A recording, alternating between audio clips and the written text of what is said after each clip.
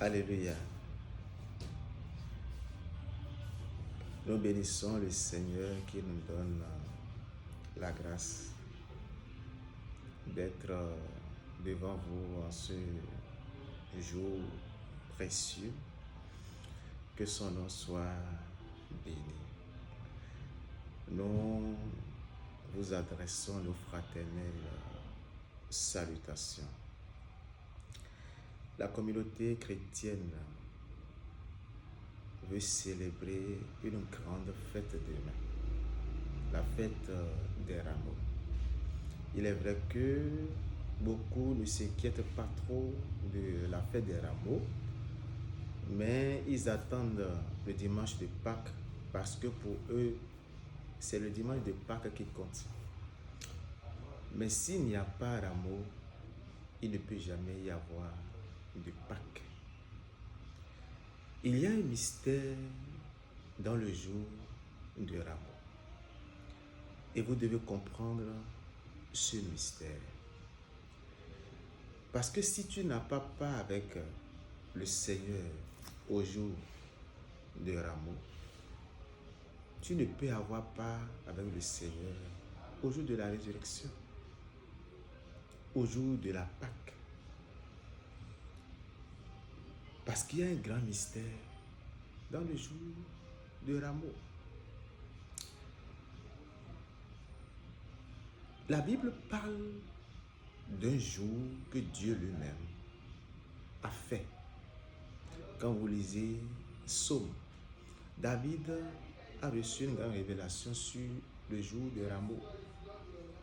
Il a reçu une grande révélation sur le jour de rameau et il en a prophétisé.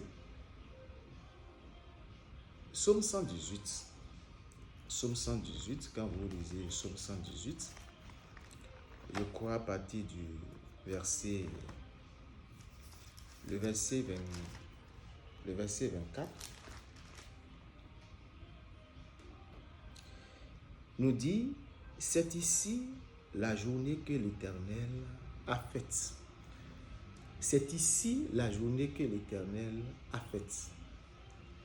C'est une prophétie du jour de rameau. Est-ce que Dieu n'a pas fait un autre jour? Les autres jours ne sont-ils pas faits par Dieu? On pouvait se poser cette question. C'est ici la journée que l'Éternel a faite. Qu'elle soit pour nous un sujet d'allégresse et de joie. Dieu a-t-il fait un jour ou bien Dieu n'a-t-il pas fait les autres jours? Mais pourquoi David, lui, il voit dans le jour de rameau un jour que Dieu a fait? C'est ici la journée que l'Éternel a faite.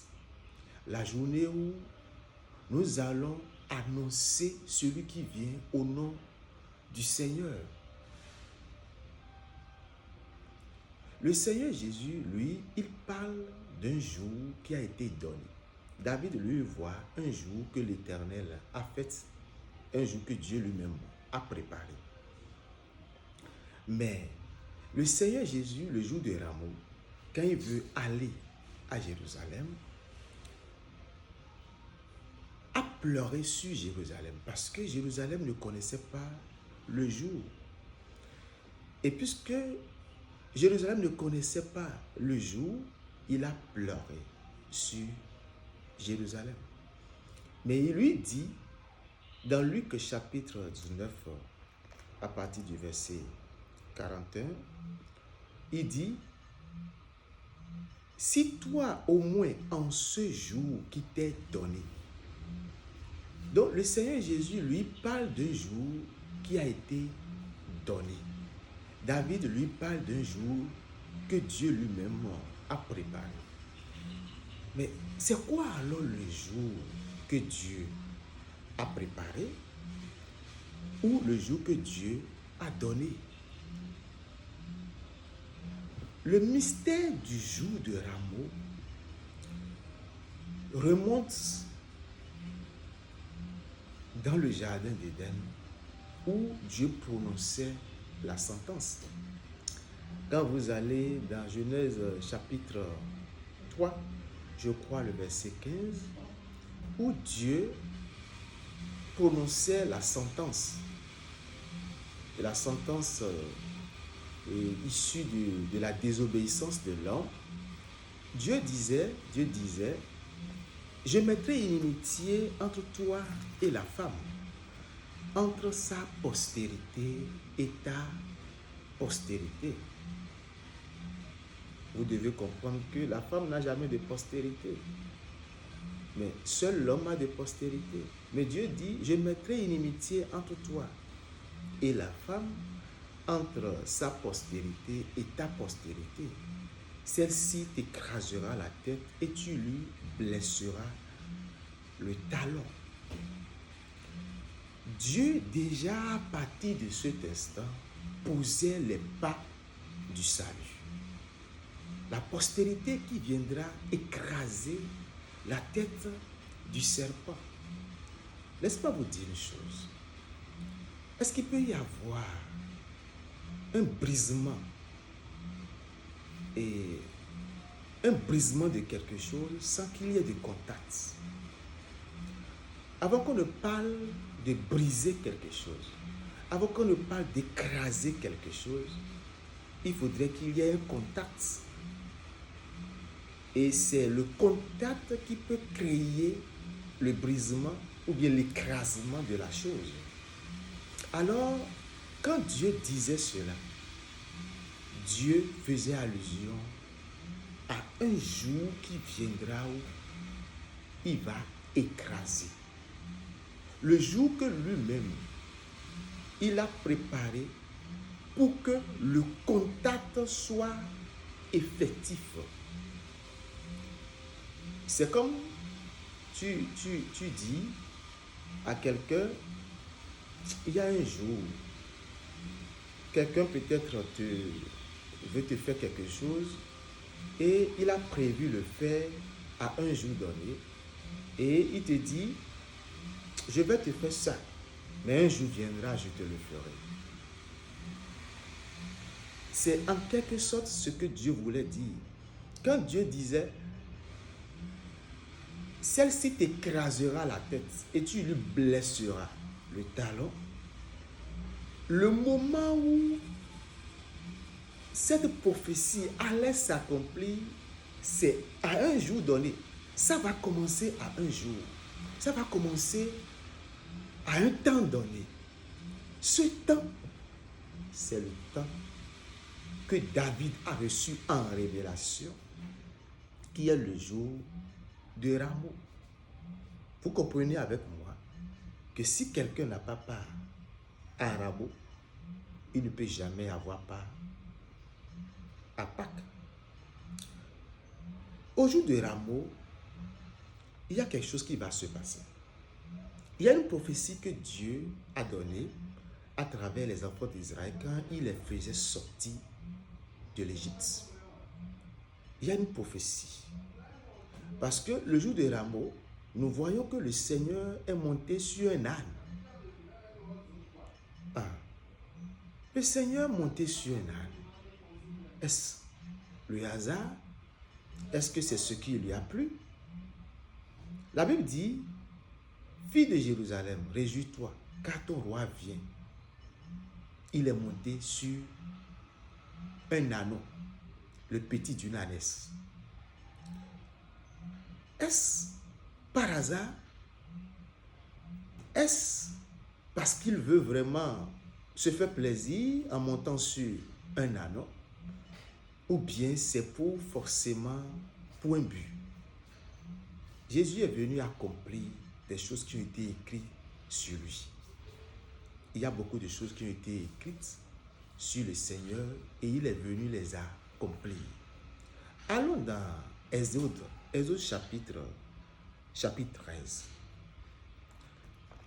Dans Exode chapitre 13, nous pouvons lire à partir du verset 12, Exode chapitre 13, verset 12.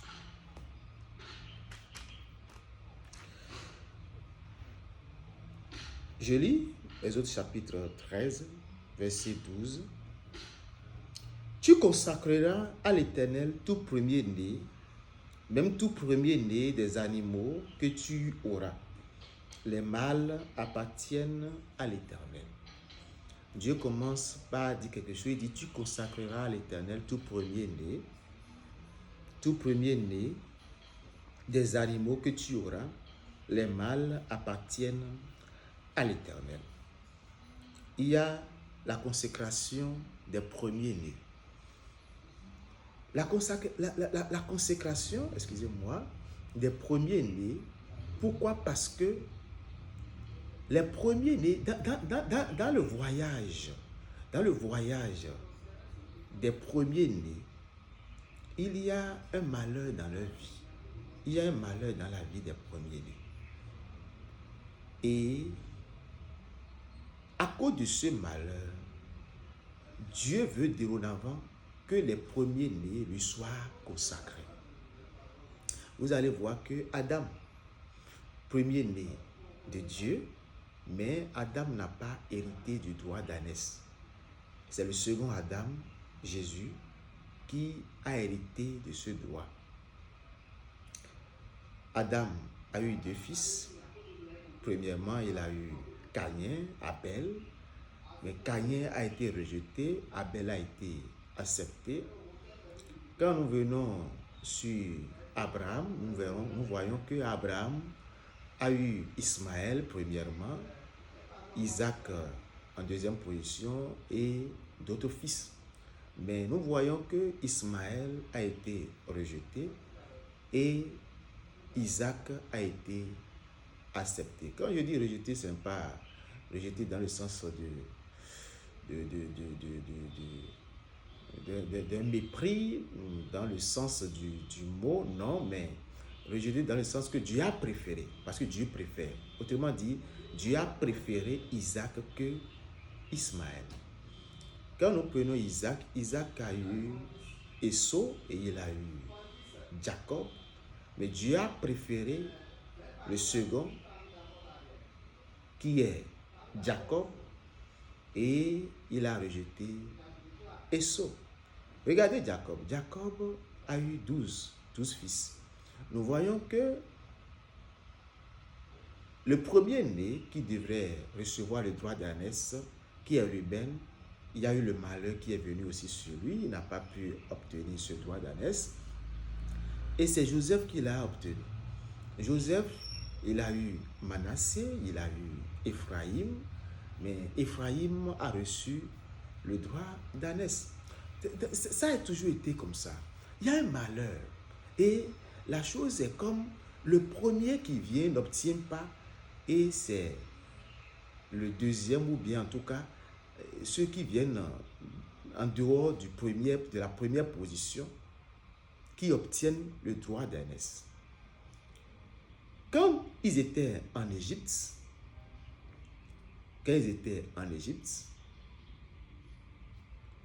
Jacob est venu en Égypte. Israël est venu en Égypte.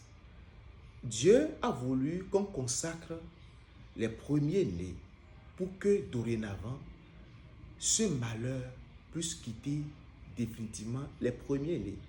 Et tous ceux qui peut-être en son temps vont avoir Jésus-Christ comme Père, ceux-là, ce malheur n'arrivera plus dans leur vie. Dieu a voulu qu'on lui consacre tous les premiers-nés,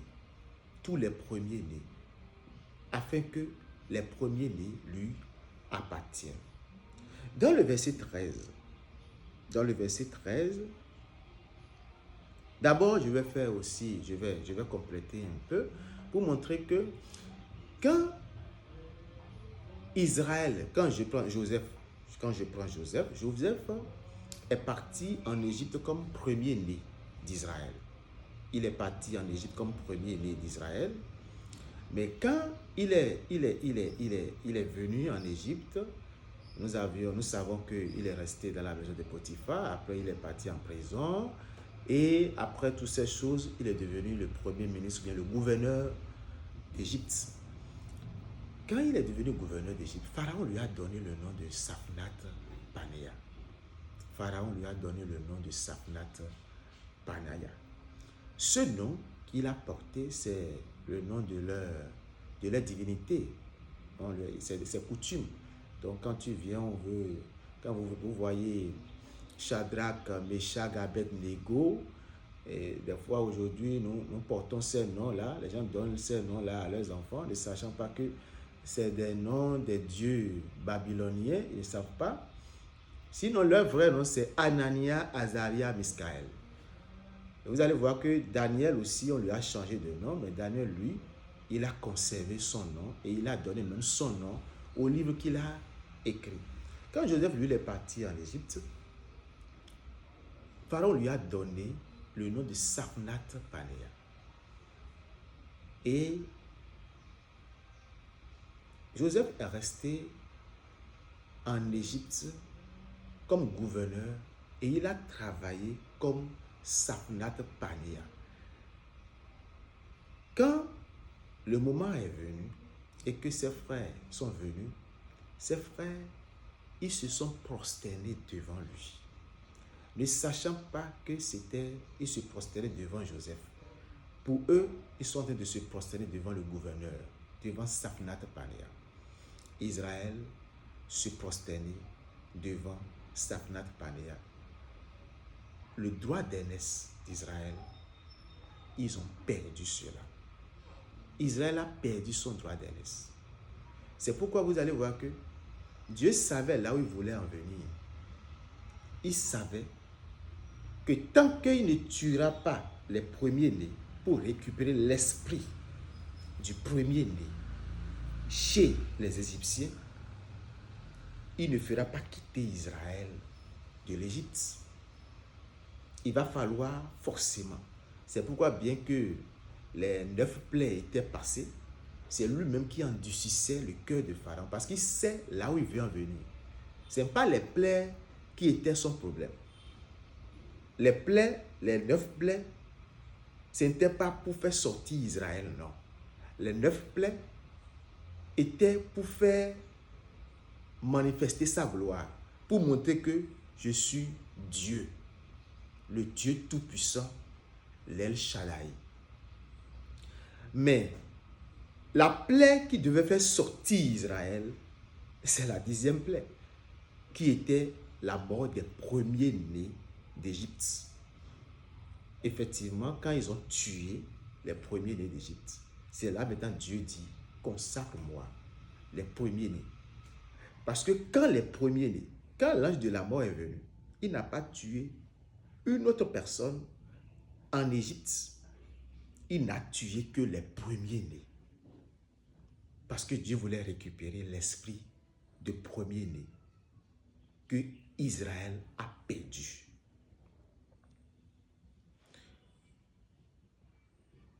Ils sont sortis et Dieu dit, consacre-moi tous les premiers-nés. Maintenant, dans le verset 13, il y a un verset, le verset 13, quand nous revenons dans le mystère du jour du rameau, dans le verset 13 ici, il dit, tu rachèteras avec un agneau tout premier-né de l'âne. Et si tu ne le rachètes pas, tu lui briseras la nuque. Tu rachèteras aussi tout premier-né de l'homme parmi tes fils. Et lorsque ton fils te demandera un jour, que signifie cela, tu lui répondras, par sa main puissante, l'Éternel nous a fait sortir d'Égypte, de la maison de servitude. Je m'en arrête là. On dit, tu rachèteras tout premier-né de l'âne. On avait vu que Jésus est monté sur l'âne. Quand le moment est venu où Jésus devait accomplir sa mission, où l'heure a sonné, rien de ce que Jésus a fait n'a été au hasard. Tout concordait très bien à ce qui était écrit de lui. Tu consacreras.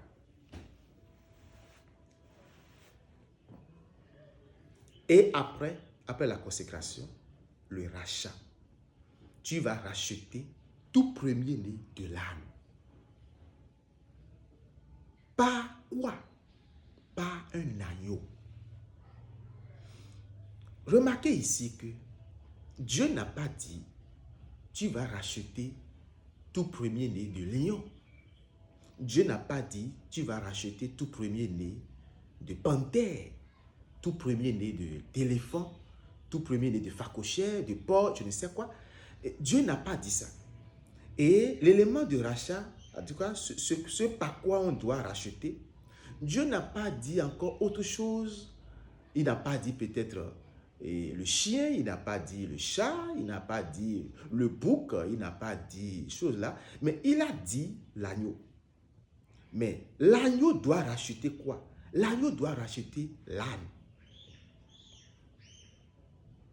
Dieu ne fait rien au hasard. Tout ce qu'il fait, il le fait pour un but précis. Il sait ce qu'il dit et il sait ce qu'il fait. Et il sait pourquoi il fait ce qu'il fait.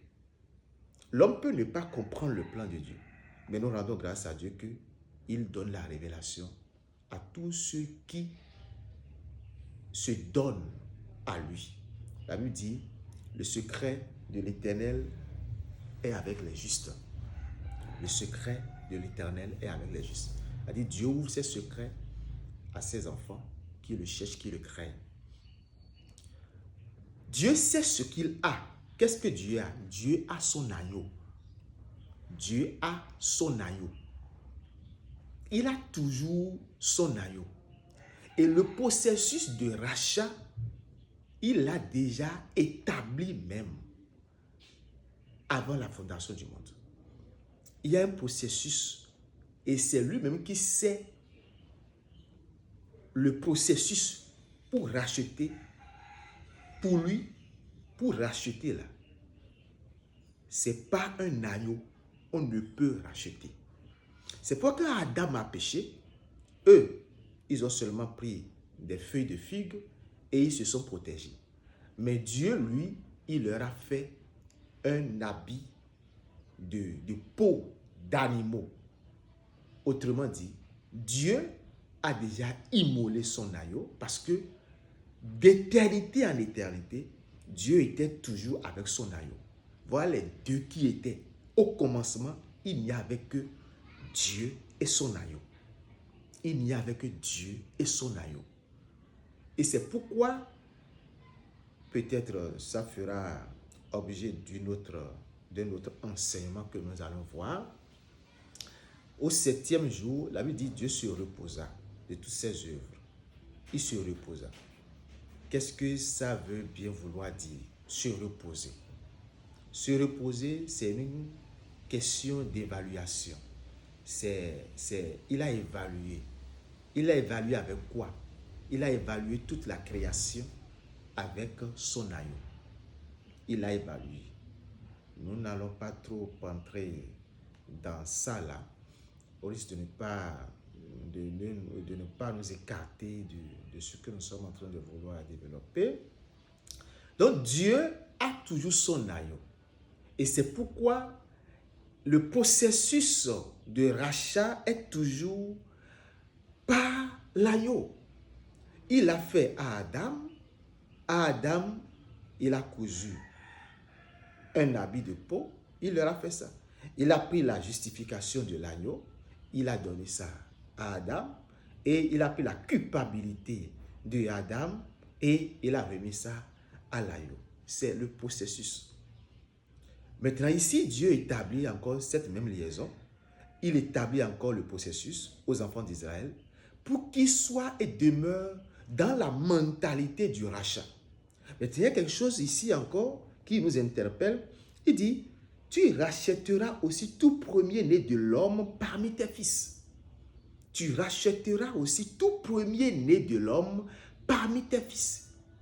Mais il n'a pas dit aux enfants d'Israël par quoi les premiers-nés de l'homme seront rachetés. Il n'a pas dit ça. Mais par quoi nous allons racheter les premiers-nés de l'homme? mais Dieu sait. Et il dit, quand tes filles, et lorsque ton fils te demandera un jour, que signifie cela? Tu lui répondras, par sa main puissante, l'Éternel nous a fait sortir d'Égypte, de la maison de servitude. Quand ton fils te demandera un jour, que signifient toutes ces choses? Tu vas seulement dire, c'est par sa main puissante que l'Éternel a fait sortir son peuple d'Égypte, de la maison de servitude. Dieu montre en même temps ici que le rachat des premiers, les premiers-nés de l'homme, ça se fera par ma main puissante. Mais le processus est connu. L'agneau de Dieu rachètera l'âne de Dieu. Bien-aimés chers frères et sœurs dans le Seigneur, nous devons comprendre que le jour de Rameau, c'est le jour que Dieu nous a donné. C'est le jour, l'agneau de Dieu, c'est le jour de rendez-vous, l'agneau de Dieu qui doit racheter, va entrer en contact avec l'âne de Dieu. C'est pourquoi, à quelques jours de la fête, il envoya ses disciples dans un village et il leur a dit, détachez l'anneau et amenez-le-moi. Détachez et amenez. L'âne qui est là représentait tous ceux qui sont des ânes de Dieu. Et lui, Jésus, qui est l'agneau de Dieu, lui, c'est lui l'élément qui doit racheter. Que devons-nous comprendre aujourd'hui de la fête des Rameaux en ce qui concerne l'âne? Qu'est-ce que l'âne? Qui sont ceux qui sont maintenant les ânes de Dieu? Allons dans Genèse chapitre 49. Genèse 49 nous explique, parce que nous venons de dire que Dieu ne fait rien au hasard. Pourquoi Dieu a choisi l'animal âne? Pourquoi il n'a pas choisi lion, panthère? Mais c'est l'âne qu'il a choisi. Allons dans Genèse chapitre 49. Revenons dans le verset 14. Quand Jacob appela ses fils, il est réuni, il a commencé par prophétiser sur le futur. Quand il est venu sur Issaka, dans le verset 14, il dit, Issaka est un âne robuste qui se couche dans les étables.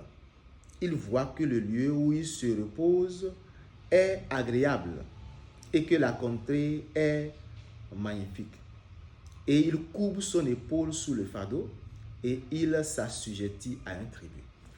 Dans ce passage, dans ce verset, nous voyons que il courbe son épaule sous le fardeau. Il s'assujettit à un tribut.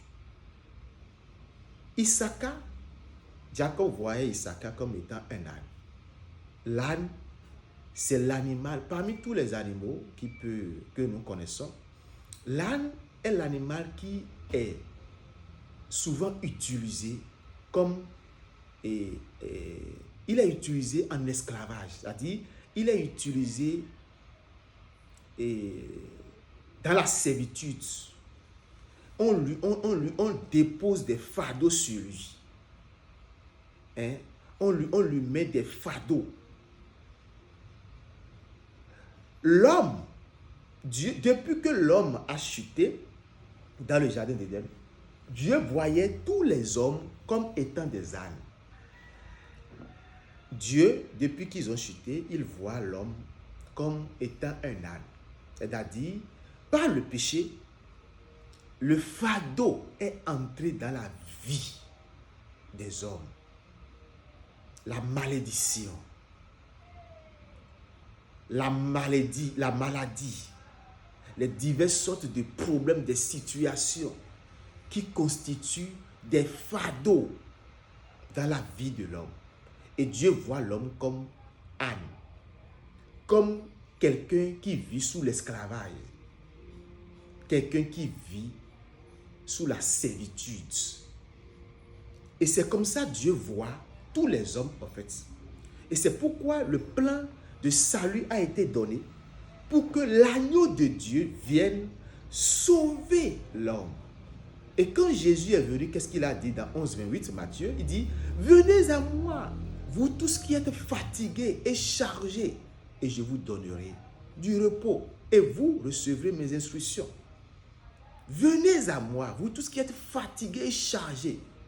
Quand l'esprit de l'agneau est venu sur lui, il dit, venez à moi, vous tous qui êtes fatigués et chargés, et je vous donnerai du repos. Bien-aimés, chers frères et sœurs, Dieu te voit comme étant l'âne. Et le jour de Rameau, c'est le jour où il y a de contact entre l'agneau de Dieu et puis l'âne de Dieu. Alors tu dois comprendre alors de la fête des rameaux que c'est le jour que Dieu a préparé pour délivrer. C'est le jour que Dieu a préparé pour sauver. C'est pourquoi le peuple d'Israël qui avait rencontré Jésus, le peuple qui avait rencontré Jésus le jour des rameaux, criait, sauve-nous, sauve-nous. Et David dans le psaume 118 pouvait dire, sauve-nous, Hosanna à celui qui vient au nom du Seigneur. Parce que c'est le jour où le processus du salut commence. Si l'agneau de Dieu n'entre pas en contact avec toi le jour de Rameau, il n'y a pas de salut pour toi.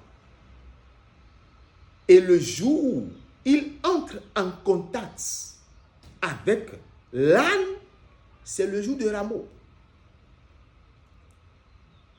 Et la Bible dit que ça doit être perpétuel.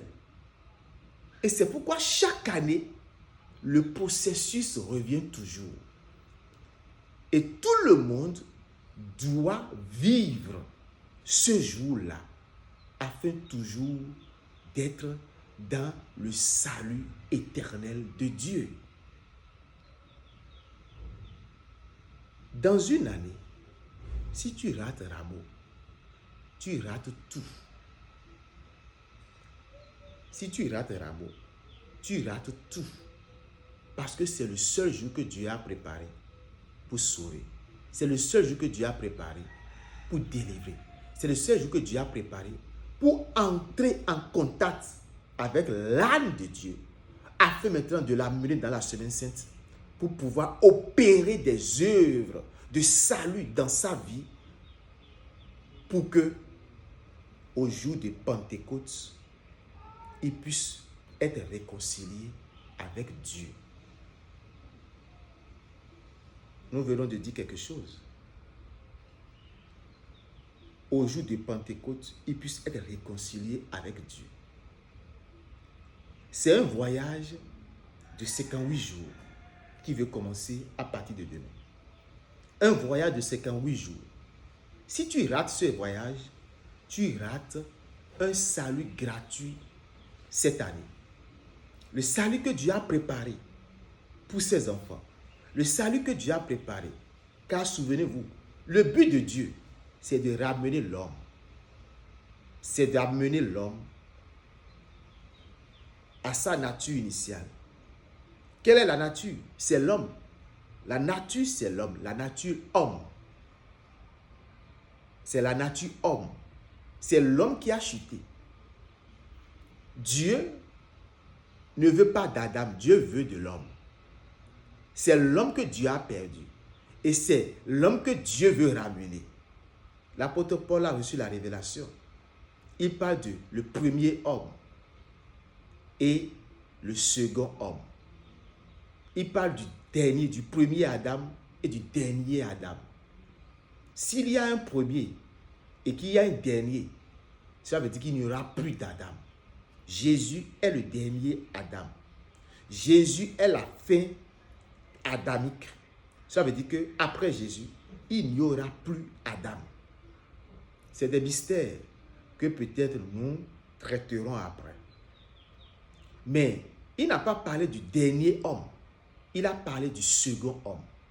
Le premier homme, c'est Adam. À part Adam, que ça soit Noé, que ça soit Abraham, Isaac, Jacob, Élie, Élisée, Samuel, tous ceux que nous connaissons dans la Bible, ils ne sont pas hommes, mais ils ne sont que de la nature adamique. Le second homme, c'est Jésus qui est le second homme. Et il inaugure la race d'homme. S'il y a un second, il peut y avoir un troisième, quatrième, énième. Mais s'il y a un dernier, il n'y en a plus. Le dernier homme, le dernier Adam, c'est Jésus qui est le dernier. Et il met fin à la nature adamique. Mais en matière de l'homme, c'est un niveau spirituel.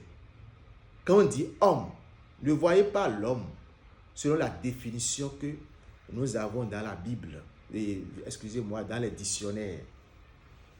Quand on dit homme, on appelle peut-être celui qui a le sexe masculin homme. Non, tout le monde n'est pas homme. L'homme, c'est un niveau spirituel. C'est un état dans le jardin. Adam est homme dans le jardin. Et sur la terre, il n'y avait que lui, homme. Que le Seigneur soit avec nous. Qu'est-ce que nous pouvons retenir dans tout ce que nous avons dit, bien-aimés chers frères et sœurs? Nous voulons t'amener à comprendre que demain, c'est un grand jour. Le jour de rendez-vous, le jour de contact, le jour que Dieu a prévu pour pouvoir entrer en connexion, ou bien pour pouvoir lier l'âne et puis l'agneau. Lier l'agneau et l'âne pour que l'âne soit sauvé. Il veut maintenant récupérer l'âne de Dieu. Et il a dit, détachez-le. Détachez-le. Si quelqu'un vous demande pourquoi vous le faites, tu diras, le Seigneur en a besoin. Dieu a besoin de toi. Toi qui me vois et qui m'écoutes. Le Seigneur a besoin de toi. Tu as été créé pour quelque chose, pour la gloire de Dieu. Tu as été créé pour une mission type. Personne sur cette terre n'est le fruit du hasard. Non. Dieu ne fait jamais quelque chose qu'on appelle hasard. Tout ce que Dieu fait a un but précis.